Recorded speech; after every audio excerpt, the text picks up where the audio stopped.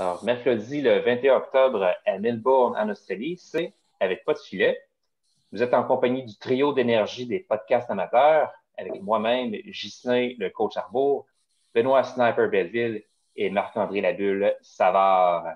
C'est le fun à dire Savard. C'est un bon mot à dire dans un podcast. Bienvenue à l'épisode numéro 44 de votre balado avec Pas de filet, aussi appelé épisode Stéphane Richer.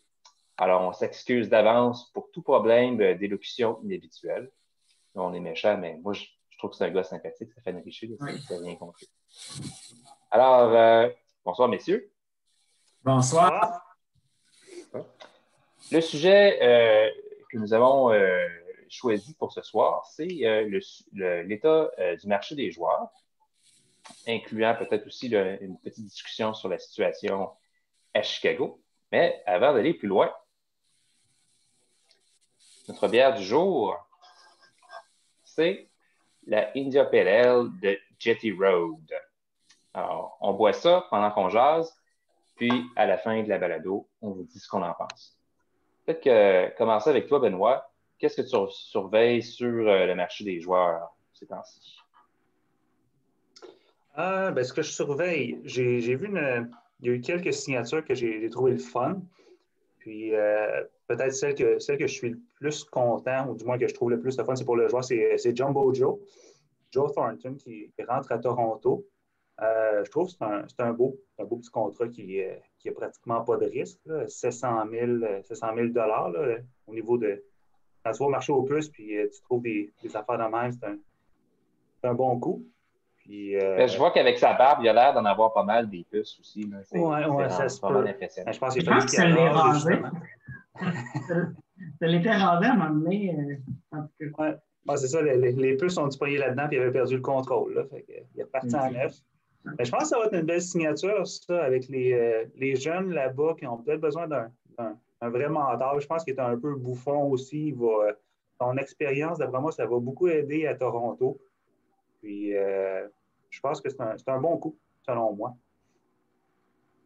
Il y a du monde qui faisait des passes comme quoi Joe Thornton, à son âge, ça ne tente pas de jouer trop longtemps en série. Fait qu'à Toronto, ça va être bien parti. Ils ne se rendront pas après la première ronde. Ça se peut. Sans faire. Il a 41 ans, ça, c'est sûr. C'est ça. Non, sans faire, écoute, je suis un peu d'accord. Je pense que c'est une signature à très peu de risques. Monétairement parlant, il n'y en a pas vraiment. Puis, je pense que ça va faire du bien à Toronto d'avoir un peu plus des vétérans un peu plus aguerris qui vont encadrer leurs jeunes vedettes qui sont peut-être un petit peu.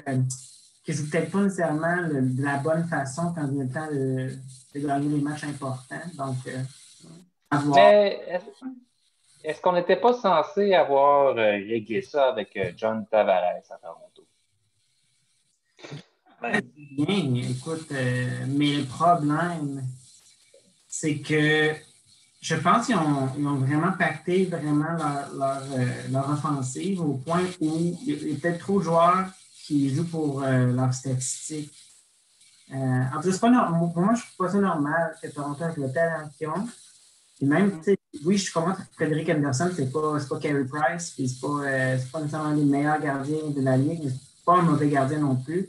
Ils ont quand même quelques éléments en défensive. C'est pas normal qu'ils ne se rendent pas plus loin. Non, je pense que ils doivent sentir beaucoup de pression. Puis même Tavares, dans le fond, là, parce que quand il a signé à Toronto, il avait 28 ans. Il n'a jamais rien gagné à Long Island. Là. Il n'a jamais réussi à traîner son équipe loin en série. Puis je pense qu'ils ressentent beaucoup de pression, les Matthews, Marner puis Tavares. Puis je pense que c'est là que peut-être Thornton va réussir à. C'est un gars qui a une belle présence dans le vestiaire puis qui va peut-être réussir à lâcher une blague ou détendre l'atmosphère tout en jouant au hockey parce qu'on s'entend qu'il reste quand même du bon hockey. Là. C'est un des meilleurs passeurs de tous les temps dans la Ligue nationale. Puis je pense qu'il est encore capable de tenir son bout. Donc, non, je pense que ça va faire du bien. Plus que Patrick Marleau qui jouait à Lille. Lui, je pense qu'au centre, il va déjà donner un meilleur coup de main. Puis, je pense que ça pourrait être intéressant. Marc-André, de ton côté, toi, qu'est-ce qui t'intéresse ce temps-ci? Pour ma part, ce n'est pas nécessairement un joueur en particulier, c'est plutôt l'état du marché en tant que tel. Puis, tu sais, comme un complotiste, là, j'ai fait mes recherches. Et j'ai ici, là, il disait comme quoi en 2019, dans la première journée du marché des joueurs autonomes, il s'était dépensé 219 millions en cap hits avec plus de 126 contrats. Et cette année, c'est 80 contrats pour 118 millions en cap hits, quasiment la moitié moins de cap hits pour la première journée du marché des joueurs autonomes. Et Marc Bergevin, il a fait 25 de ses contrats. Exactement, probablement, c'est ça. Quand tu enlèves Marc Bergevin, finalement, on n'est même pas dans 100 millions de cap hits cette année. Puis, juste à titre de comparaison, en 2018, le marché était très similaire à lui de 2019. C'est vraiment cette année qu'on a pu voir là, que soudainement, après une journée, il n'y avait pas beaucoup de gros noms qui n'avaient pas signé, ce qui n'est pas normal, ce qui n'est pas habituel. Puis il y a encore beaucoup, là, ça fait pas une semaine que c'est commencé, puis il y a encore beaucoup de joueurs qui ont quand même un certain niveau là, qui ne sont pas encore signés. On parle de Mike Hoffman, on peut parler de qui d'autre qui n'a pas signé? En fait, il y en a plusieurs autres. Là. Michael Granlund qui n'a pas signé, oui. C'est plus que c'était, mais quand même. Hein? Le terme aussi, c'est pas des longs contrats qui se donnent en ce moment. Taylor Hall est un bon exemple. Là, c'est 1 an. Puis, il y a beaucoup de 1 an, 2 ans. Les joueurs espèrent tous pouvoir passer à la banque, mais plus tard. Mais là, le marché a changé là, vraiment. Puis, ce que ça fait, c'est à part... Ce que ça fait, c'est que Pietrangelo, par exemple, qui a réussi à avoir son gros contrat à long terme. Puis Taylor Hall aurait peut-être pu avoir un contrat à long terme, mais un peu moins que 8 millions à ce moment-là. Hein. Après ça, c'est que ça a un gros impact sur les joueurs de deuxième tiers, si on veut, qui sont des bons joueurs, mais qu'eux, normalement, auraient obtenu là, 5 millions par année pendant 5 ans sans problème. Puis là, il n'y a plus personne pour leur offrir ça. Et même, ce qui est difficile, c'est pour tous les joueurs qui sont des joueurs de 2-3 millions par année, c'est eux qui ont de la difficulté parce que là, en ce moment, c'est OK, on va donner des contrats de 700 000 au salaire minimum là, pour compléter notre alignement, mais on n'a pas l'argent pour mettre 3 ou 4 millions sur un joueur d'un meilleur calibre, mais pas une super vedette non plus. Donc, c'est vraiment ce qui est en train de se passer. Ça va être difficile pour plusieurs joueurs là, qui ont entre 27 et 32, 33 ans, puis qui normalement gagneraient autour de ça, de 3-4 millions par année. Ils sont vraiment dans une mauvaise situation. Moi, c'est plutôt l'ensemble de ce qui se passe qui m'intéresse. Ça se peut-tu que ce soit, parce qu'on observe cette tendance-là aussi dans d'autres sports comme le baseball, où les super vedettes vont être payées des montants faramineux, puis après ça, il reste des grenailles, puis ils sont 10 à se battre pour ça. Là. Mais ça fait du point de vue business puis marketing, dans le sens où celui qui va vendre tes produits dérivés, là, des gilets, ça, tout respect pour Paul Byron, là, pas pour les Canadiens, mais c'est pas Paul Byron qui va te vendre bien des chandails Reebok. Par contre, Price ou à la limite Drouin, Gallagher vont en vendre bien plus. Et business, ça ferait plus de sens de donner de l'argent à ces joueurs-là que de donner 3 ou 4 millions à un Paul Byron ou à un Yoel Armia, par exemple. Puis peut-être que les produits dérivés, ces temps-ci, c'est tout ce qui reste aux équipes pour faire de l'argent. C'est ça. Ça, puis la bière. Ils peuvent continuer à en vendre. Non, c'est intéressant, là, le fait que la masse salariale le plafond va être gelé pendant encore 2 ans. Ça va changer beaucoup la donne. Puis, tu vois qu'il y a beaucoup de joueurs qui se sont adaptés. Là. On parlait de Taylor Hall tantôt. Là, lui, c'en est clairement un cas c'est le pire moment pour passer à la banque. Puis, il a réussi à aller chercher un contrat d'1 an. Ça m'étonne qu'il ait réussi à aller chercher 8 millions. Là. Mais on voit clairement que lui, c'est un plan d'1 an, puis après ça, il espère pouvoir en donner assez pendant la prochaine saison pour aller chercher finalement son gros contrat de 6-7 ans. Donc, pour lui, son contrat, dans 1 an, on va être encore dans la même situation, dans un sens où le plafond ne va pas avoir Mais les DG vont avoir eu le temps de se préparer aussi. Je pense que là, on ne savait pas encore si le plafond allait augmenter, puis on ne savait pas s'il allait signer avec Phoenix. Là, je pense qu'il a clairement dit à toute la Ligue, parce que je ne pense pas qu'il va signer à long terme à Buffalo. Là. Je pense vraiment qu'il s'est mis dans une situation où il va pouvoir produire au maximum, puis qu'il n'y aura pas d'attente à ce qu'il trimballe son club en série, mais qu'il va être capable de faire des tonnes de points. Là. Mais c'est ça, lui, l'an prochain, je pense qu'il y a bien des DG qui vont peut-être réorganiser leurs affaires pour essayer de faire rentrer dans leur masse salariale. Là. Mais c'est une signature sur moi, personnellement, qui m'a surprise un peu. J'avoue. Et après ça fait du sens. Quand tu analyses ça à tête froide, à tête reposée, là, ça fait du sens. Mais sur le coup, moi, je ne l'avais pas vu venir, Buffalo, mais pas du tout. Là, quand c'est apparu dans mes alertes, je pense. Je me suis dit, what the fuck? Qu'est-ce que c'est ça? Puis, je pense pas qu'il y ait grand monde qui aurait pu prédire ça. Là. Non, mais c'était même pas une équipe qui était non plus dans les rumeurs du tout. Là, on parlait de, Montréal était dans les rumeurs, on parlait de Nashville, Columbus, Colorado. Pour toutes les raisons qui avaient du sens. Columbus avait fait beaucoup d'espace sur leur masse salariale. On s'est dit, ils sont sûrement dans le derby. Nashville aussi. Colorado avait déjà de l'espace, puis c'est des vrais contenders. Donc, on s'est dit, probablement que même à court terme, Taylor Hall pourrait être intéressé à dire, si j'ai pas le contrat que je veux, je vais aller une année pour une équipe qui peut gagner la Coupe Stanley comme Colorado. Puis là, quand Buffalo est arrivé, on s'est dit, même avec Taylor Hall, on s'entend qu'ils vont peut-être compétitionner pour une place en série. Ils ne sont pas une si mauvaise équipe que ça, mais c'est pas du tout des prétendants à la Coupe Stanley. Mais quand tu regardes la tête reposée, effectivement, avoir Jack Eichel comme joueur de centre, ça va l'aider d'un point de vue de production pour son prochain contrat. Et un gars qui a joué pour Ralph Kruger à Edmonton, qui avait adoré ce coach-là. Ah, c'est vrai, ça. Ouais, donc la relation avec un coach, ça peut être important pour un joueur. S'il se dit, moi, je ne sais pas ce que je veux sur le marché des joueurs autonomes, mais au moins, je vais aller jouer un an avec un gars que j'aime beaucoup. Mais ça ne m'avait plus par surprise. Ouais. C'est ça que Benoît s'est dit quand il a décidé de jouer pour les Southern Lights à Melbourne. Grosse réduction salariale, oui. Mais tu vas jouer avec du monde pour avoir la chance pour jouer avec Marc-André. Aimeriez-vous, les gars, discuter un petit peu de la situation des Blackhawks de Chicago?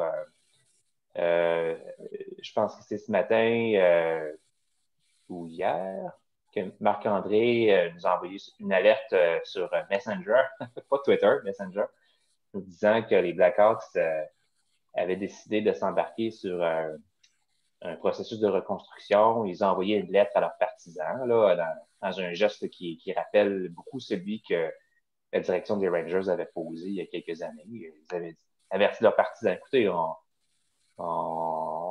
reconstruit l'équipe, ça va être difficile dans les prochaines années, mais c'est pour le bien à long terme.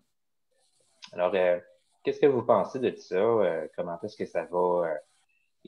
Quel joueur risque de devenir disponible? Comment est-ce que ça va changer, évidemment, le visage de l'équipe, mais aussi le marché des joueurs disponibles?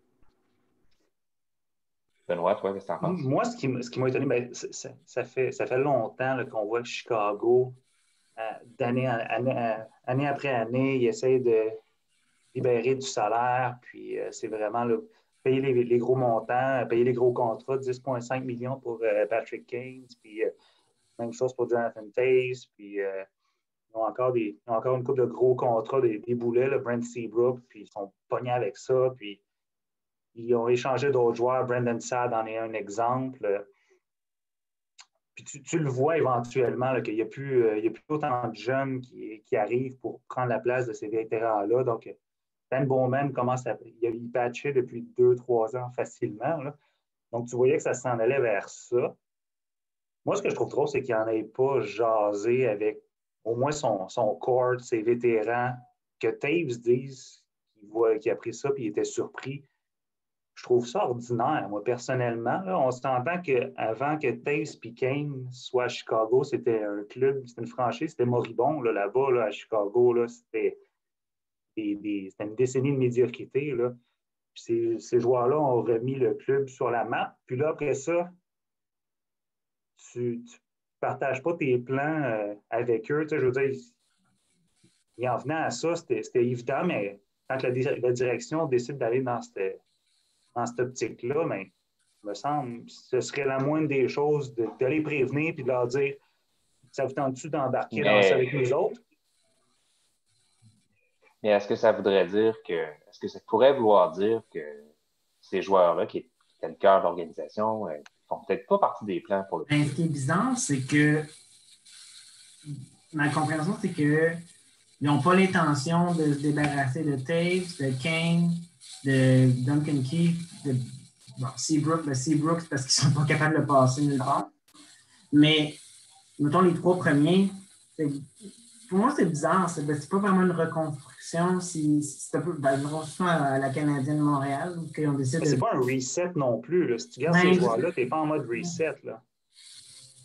Mais c'est un peu comme quand le Canadien décide de garder Price, Weber, puis bon, certains vétérans, puis qu'on dit on fait un reset. En tout cas, mais c'est bizarre parce que eux, leur façon qu'ils l'ont annoncé, c'est vraiment similaire à ce que les Rangers ont fait. Mais c'est pas, je sais pas, c'est de la misère à suivre. Puis les mouvements que Stan Bowman a fait dans les dernières années sont assez durs à suivre aussi. J'ai quand même un peu de la difficulté à comprendre où est-ce qu'ils vont s'en aller avec ça. Remarque qu'ils ont déjà commencé à accumuler certains choix au repêchage bas. Ils ont repêché 3e au total il y a 2 ans, je pense. Ils ont recherché Kirby Dack, ouais. Ils ont eu le beau quiz là, il y a 3 ans, je pense, dans le top 10. Ouais. Écoute, un petit Québécois aussi, Baudouin, qui s'en vient. Là. Je veux dire, ils ont quelques bons espoirs, mais si tu décides, en bon français, de tanker pour aller chercher des bons choix, c'est pas avec des Patrick Kane et des Jonathan Taves que tu vas le faire. Là. Parce que ces joueurs-là, ils l'ont montré, là, ils ont réussi à gagner une ronde de série l'an passé. La dernière saison qui vient de se finir. C'est des gagnants, c'est des gars qui vont tout donner et sont capables de changer l'allure d'un match avec un shift. Si tu veux aller chercher des jeunes joueurs, tu veux te regarder ta banque de choix et avoir un rang de sélection intéressant, c'est pas avec des gars comme ça dans ton line-up que tu vas y arriver. Là. Mais c'est parce que là, ce qui arrive, c'est que clairement, Jonathan Taves n'est pas content de la situation.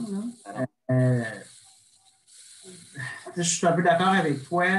En fait, il y a une partie de moi qui me dit Chicago a les droits sur Jonathan Taves. Puis eux autres, en tant qu'organisation, ont bien le droit de décider qu'est-ce qu'ils vont faire. Puis toi, tu es un de mes employés. Puis on a tous travaillé pour des entreprises. On décidé de faire des changements structurels, changements de vision. Puis en tant qu'employé, tu dois continuer à faire ça. Ou bien si tu veux quitter, tu quittes. Là, mais tu n'as pas un gros pouvoir décisionnel. Donc, dans un sens, je peux comprendre la mentalité de ben écoute, Jonathan, nous, on a pris cette décision-là.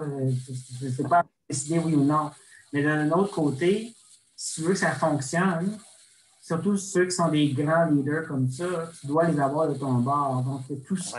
C'est un peu bizarre. Moi, ça me ramène aussi à ce qui se passe à Vegas, qui est complètement opposé, dans le sens où eux sont vraiment pour gagner vraiment à court terme.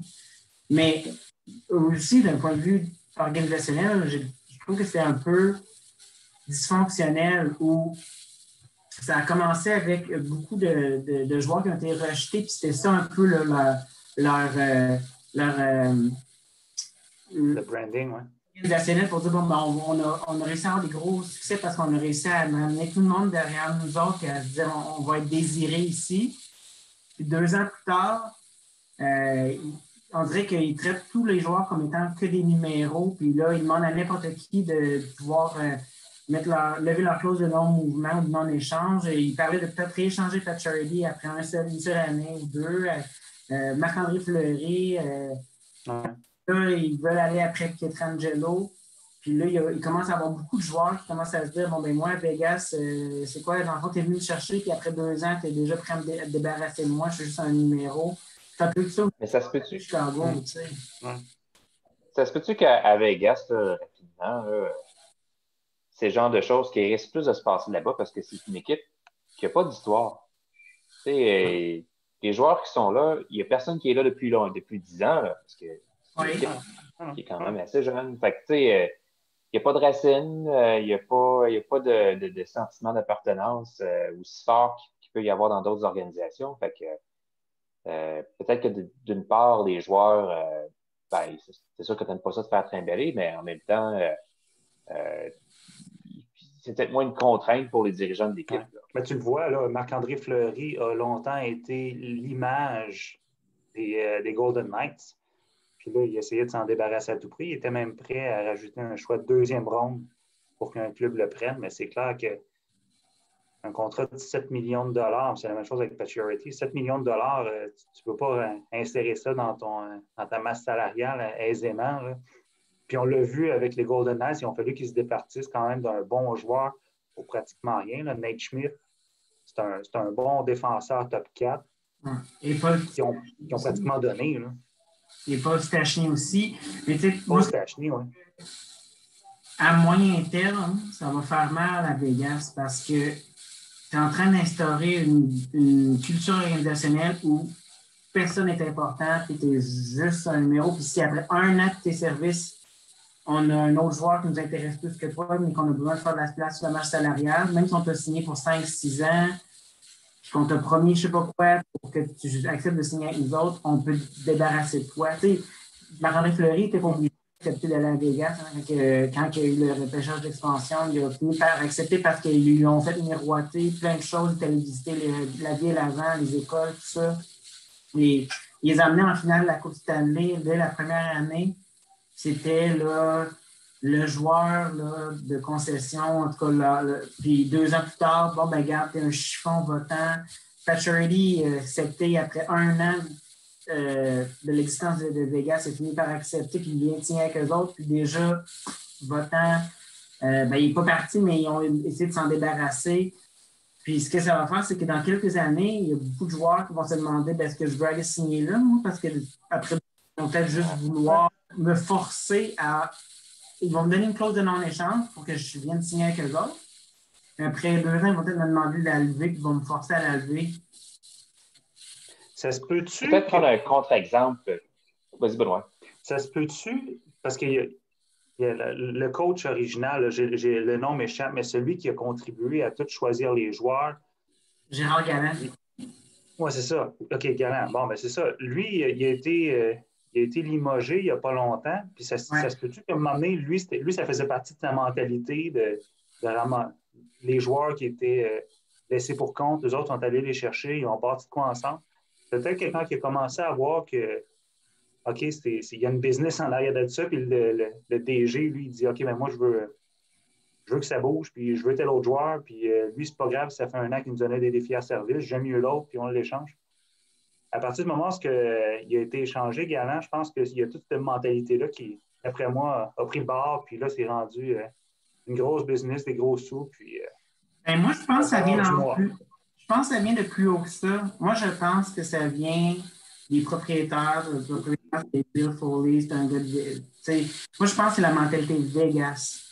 Moi, j'ai été à Vegas souvent là, dans le passé, puis je pense que c'est vraiment cette mentalité-là de très court terme, on vend, ben, c'est la roue qui tourne. Non. Mais dis pas ça, J'ai une question pour toi, Marc-André. J'ai une question pour toi, Marc-André, puis je ne veux pas que tu répondes. Est-ce que ce qui se passe à Vegas reste à Vegas? Allons-y avec un contre-exemple dans une situation complètement différente. Allons vers Boston avec le grand méchant Chara à Boston, à Montréal, qu'on aime détester. Lui, 43 ans, je pense, Chara. Ouais. Puis on ne sait pas s'il va jouer pour les Browns. On s'entend là, les Browns, c'est une vieille équipe, ça n'a rien à voir avec Vegas, c'est une culture organisationnelle complètement différente. Puis là, on se demande si un personnage qui représente qui symbolise l'équipe et la personnalité de l'équipe pourrait ne pas jouer avec Boston l'année prochaine. Peut-être qu'il va prendre sa retraite, peut-être qu'il va aller jouer ailleurs. Qu'est-ce qui se passe avec ça, Marc-André, toi qui hoches ta tête? Hein? Ben, j'ai de la misère à croire que Chara pourrait aller ailleurs. C'est bizarre pour moi. Tu sais, Boston, je pense qu'ils traitent bien leurs joueurs en général. On a beau détester Chara, en tout cas, c'est un défenseur formidable. Ben, il n'est plus ce qu'il était, on s'entend. Mais il y a quand même Ça va autant de la renommée, on s'entend là-dessus. Là. Bon, il rend encore des bons services, puis j'ai de la misère à croire. Il ne va sûrement pas demander beaucoup d'argent. Alors, j'ai de la misère à comprendre où est-ce que ça achoppe au niveau des négociations. Surtout que Boston vient de perdre Torrey Krug, qui ont aussi perdu. Ben là, écoute, Marchand et Pasternak sont blessés, puis ils vont probablement le début de la saison, dépendamment de quand est-ce que la saison commence. Même McAvoy, je pense qu'il est blessé aussi. Alors, je ne sais pas, je trouve ça bizarre. Ça semble être crédible, là, les sources comme quoi il pourrait aller signer ailleurs, mais j'ai de la misère à concevoir ça à son âge. Je me dis, j'ai l'impression qu'il me semble, ma compréhension, c'est qu'il aurait le goût de juste y aller un an à la fois avec son organisation, puis après ça, prendre sa retraite. Ça ferait bizarre de voir dans un autre uniforme. Moi, je pense qu'il a vu la signature de. C'est quoi? C'est Greg Adams, puis il s'est dit ah non, et voilà, on est reparti pour une run pour la Coupe. Non, mais c'est. Non, mais je pense qu'il n'y a plus rien à prouver, ce gars-là. Je ne sais pas ça prend combien d'années d'éligibilité pour rentrer au temple de la renommée, mais lui, c'est clair que ça va être un premier arrivé, premier servi. D'aller jouer ailleurs à 43 ans, je ne sais pas. Je pense pas, moi non plus. J'ai l'impression qu'il a tout fait ce qu'il avait à faire. Il va rester avec Boston peut-être une année encore. Mais c'est bizarre en Boston. Je ne comprends pas pourquoi ils ont laissé aller Torrey Krug. Parce qu'après ça, je regarde d'autres signatures qu'ils ont fait. Là, Matt Grzelcyk, je ne sais pas comment prononcer son nom, là, il a pratiquement eu 4 millions, ce gars-là. Puis je me suis dit, attends, il y a peut-être de quoi qui m'échappe. Là, je suis allé voir ses stats. Tu sais, c'est un gars qui va te donner une quinzaine, vingtaine de points par saison. Ils l'ont signé pour 4 millions. Il me semble, j'aurais eu tendance à essayer de fouiller le fond de tiroir et d'aller trouver le 2,5 qui manquait pour signer Torrey Krug, parce que lui, il va t'en donner 65, 70, puis il va rouler ta première paire de défenseurs. Je sais pas, je trouve qu'il y a des drôles de choix. Faudrait que tu me dises où est-ce que tu trouves tes tiroirs, Benoît. Si j'avais des fonds de tiroirs comme ça serait pas pire. Ben, regarde, j'aurais pas signé Greg Adams en partant. Puis j'aurais peut-être pas signé Matt Grzelcyk, whatever. Puis, et voilà, tu as ton 7 millions pour signer Torrey Krug. Tout le monde est content. Hein? Et Boston, je vais pas pleurer quand Boston vont être en déclin. Ah, non, regarde. Le déclin approche bientôt, à mon avis. Parce que je veux pas, bon, Bergeron est plus jeune, David Krejci est plus jeune, Chara, il l'est plus du tout. Puis, j'ai comme l'impression que. Mais c'est ça, c'est qu'ils sont pas encore. D'abord, ils sont encore compétitifs à court terme, dépendamment de la gravité des blessures à Pasternak et Marchand, mais c'est pour ça que je me dis, Chara, à son âge, c'est pas comme si Boston était déjà en reconstruction. Donc, pour moi, ça fait bien plus de sens à Chara de dire je reste une autre année de plus avec une autre possibilité de peut-être aller loin en play-off, plutôt que tout de suite aller ailleurs. S'il jouait pour, mettons, Chicago, dont on parlait tantôt, là, ce serait une autre paire de manches. Là, je dirais, ben oui, je vais aller signer avec une autre équipe, comme mettons Colorado ou je sais pas quoi, qui ont peut-être besoin d'un peu plus d'expérience pour aller loin en série. Mais Boston, à mon avis, dans 2 ou 3 ans. L'année prochaine. Bergeron va avoir. Je pense qu'il est rendu à 35 ans, d'après moi, le Bergeron. Là, il y en a peut-être pour 2 ans encore. Krejci a 32-33 ans aussi. Donc, ça ne sera pas long là, que ça va être le déclin pour plusieurs joueurs des Bruins. Donc, comme tu le dis, Marc-André, on ne va pas pleurer sur le sort des Bruins. Non. Ils ont été dominants pendant tellement longtemps. Ils ont été capables de rester au top là, pendant tellement longtemps. C'est un accomplissement. Là, c'est quelque chose d'impressionnant. Un peu comme les Blackhawks. Si vous permettez, messieurs, on passerait maintenant rapidement au courrier du lecteur. Alors, on a Julie de Sainte-Julie. Alors, Julie nous dit « Bonjour les gars, je voudrais savoir quelle est la valeur net worth, entre parenthèses, du journaliste Marc-André Savard et comment fait-il pour naviguer de manière si fluide entre les deux empires médiatiques que sont TVA, LCN, et Radio-Canada, RDI. » Marc-André, là-dessus, qu'est-ce que tu as à nous dire? Écoute, mon net worth, il n'est pas très élevé. Je fais ça gratuit pour LCN et pour RDI. Alors, écoute, c'est juste que ils ont obtenu mon contact parce qu'à un moment donné, je ne sais pas trop, j'ai fait une entrevue à la presse où j'ai parlé de la bulle qui éclate, donc mon nickname de la bulle Savard. Et, et depuis ce temps-là, je suis le Québécois de service, je pense, qui fait des entrevues à télé. Puis écoute, c'est correct. Oui, exactement. Hein, on apprécie le service à la nation. Alors, je pense que c'est le temps de l'évaluation de la bière. Alors, on a la India Pale Ale de JR. Hein, JR, qui est un produit dérivé de la série américaine Dallas. Alors, c'est une IPA douce et volupté. Il faut que je vous raconte une histoire. Quand j'étais au Michigan pour mon postdoc, il y avait un bar, puis il y avait une waitress, comme dans la chanson d'Éric Lapointe. Puis elle était vraiment sympathique, puis elle m'aimait bien, puis je l'aimais bien. Puis à un moment donné, elle m'a fait essayer une bière. Elle m'a payé une bière sur le bras de son employeur. C'était la Devil's Dancer de Founders aux États-Unis.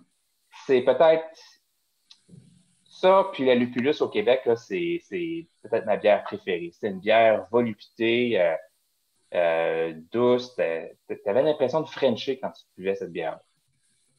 Et je trouve que ça, la IPA de JR, c'est genre quelques coches en dessous, mais c'est le même style. C'est une bière, là, c'est ça, hein, un côté volupté, presque un côté un petit goût de beurre. Là. Tu sais, tu sens que il y a quelque chose de crémeux dans cette bière-là.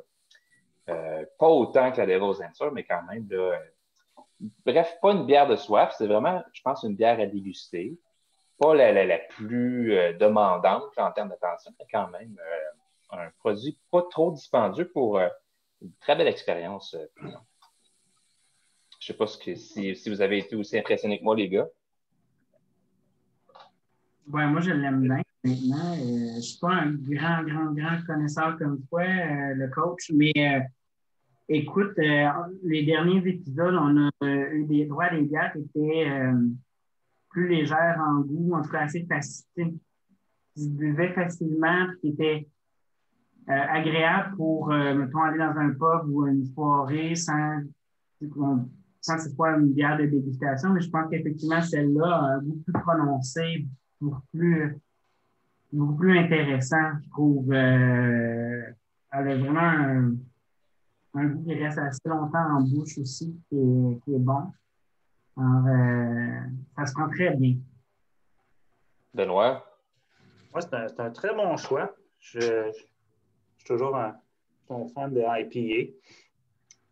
D'ailleurs, parlant d'anecdotes IPA, au début, quand je suis arrivé ici en Australie, j'appelais ça une IPA.